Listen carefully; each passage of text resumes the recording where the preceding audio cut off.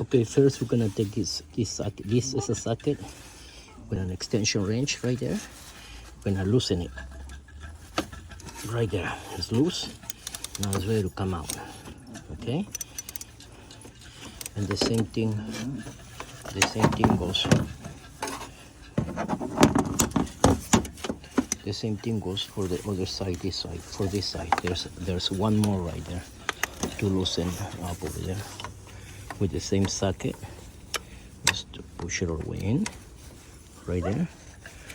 But it doesn't work. So I'm gonna show you. It's two on the top, and then we release that, and then we release that hose right. We release that hose right there.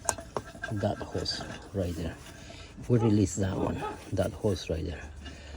It got a clamp right there, and then we're gonna release that. Okay. So I'll show you when I come back.